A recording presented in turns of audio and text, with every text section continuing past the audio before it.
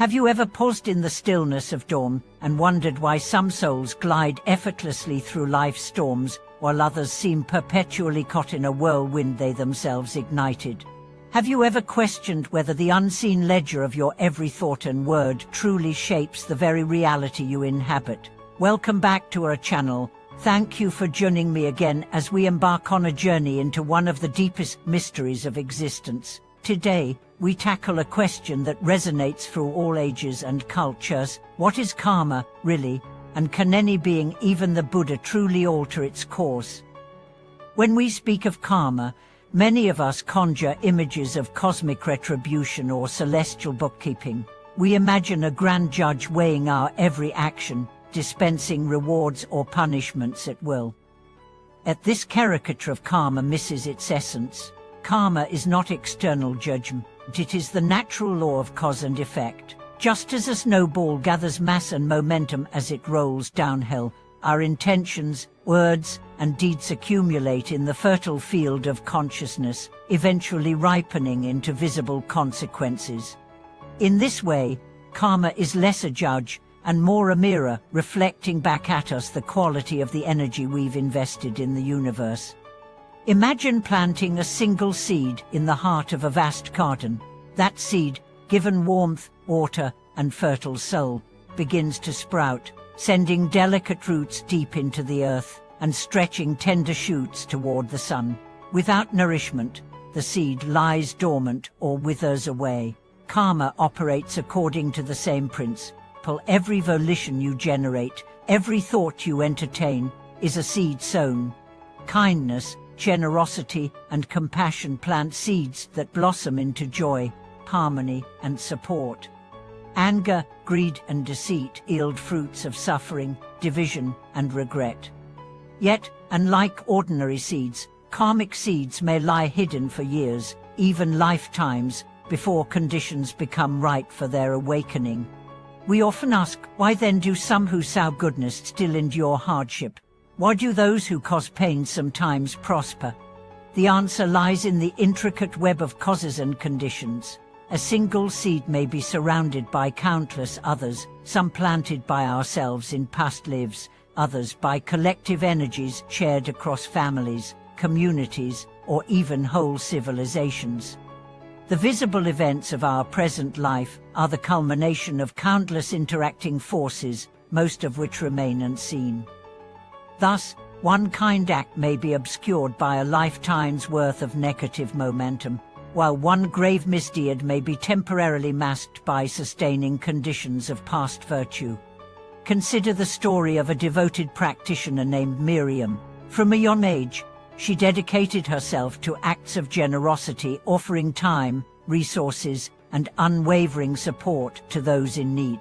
Yet, throughout her 30s, one setback after another beset: health crises, financial loss, fractured relationships. Confounded, she sought counsel from a wise teacher who guided her to examine not only her external actions but the subtle undercurrents of her mind. She discovered that beneath her charitable work lay a hidden stream of attachment to praise, attachment to the image of that good person, even subtle resentment when her efforts went unacknowledged. These flawed motivations watered seeds of disappointment and bitterness, intermingling with the seeds of generosity she believed were pure. Once Miriam recognized and uprooted these hidden attachments through mindful inquiry and honest self-reflection, she gradually witnessed a transformation. Doors that had long been closed opened, old ailments ceased, and her spirit found a freedom even richer than material success. What this teaches us is that karma is not fate carved in stone, but a dynamic, living process, one that responds to our conscious intervention. Just as a gardener prunes, transplants, or fertilizes plants to nurture a healthier garden, we can cultivate our inner landscape. Meditation, ethical living, and compassionate service enrich the soil of our hearts, allowing virtuous seeds to flourish. Meanwhile, practices such as confession, apologies, and making amends act like weeding, removing the choking growth of negative patterns before they can bear fruit. To bring this teaching into sharp relief, Let us turn to an ancient parable.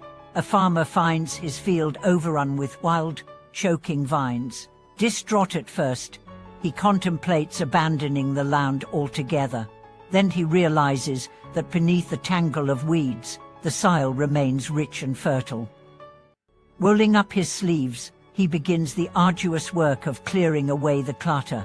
As he strips away the dead vines, he unearths buried treasures, a lost kine, a stray walnut tree seedling, a fragment of old pottery hinting at generational prosperity. By clearing the surface, he restored the land's capacity to yield new life.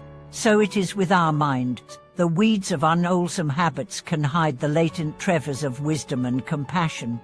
This law of karma echoes beyond spiritual traditions into modern science. Behavioral psychologists describe how neural pathways strengthen each time we repeat a thought or action. Just as ruts deepen on a forest path, the more travelers tread upon it. Once a pattern becomes ingrained, it feels almost automatic, like breathing or blinking. Yet through mindful practice, we can forge new pathways of thought and behavior, effectively retraining our brains. Likewise, ecologists remind us that every action in an ecosystem ripples outward, affecting countless organisms in subtle or dramatic ways. Karma, then, is the grand ecology of consciousness, a vast network where every input matters. But if karma is so all-encompassing, is there any hope of freedom? The Buddha himself provided a resounding yes. Although born into the wheel of karmic cause and effect, he discovered that by fully understanding its mechanisms, one can transcend its inevitable push and pull. He showed that when one's inner field is purified, when seeds of greed, hatred and ignorance are uprooted, there remains no unwholesome potential to bear fruit. In that liberated state, actions arise spontaneously from boundless wisdom and compassion, untainted by self-centered craving. In practical terms, this means that each moment presents an opportunity to choose thoughts that sow resilience rather than fear, to speak words that heal rather than harm, to act in ways that uplift rather than degrade. It may sound daunting, but one need not be perfect. A single seed of sincerity, planted with even a flicker of genuine intention, can sprout into a forest of positive conditions, benefiting countless beings. Over time, as positive habits accumulate, life's landscape shifts, obstacles soften, resources appear, relationships blossom. As we continue this exploration, we will delve into specific methods for recognizing and transforming negative karmic patterns at their inception. We will examine how to harness the supportive conditions of meditation, community, and ritual to accelerate positive growth. We will hear stories of individuals who have turned seemingly immutable destinies inside out, rising from despair to fulfillment, from fragmentation to unshakable peace. By the end of our journey, you will see that karma is neither a yoke to bear or a magic horn to wave. It is the fertile ground from which every experience in life arises, ready to be tended with wisdom and love. Thank you for watching this video.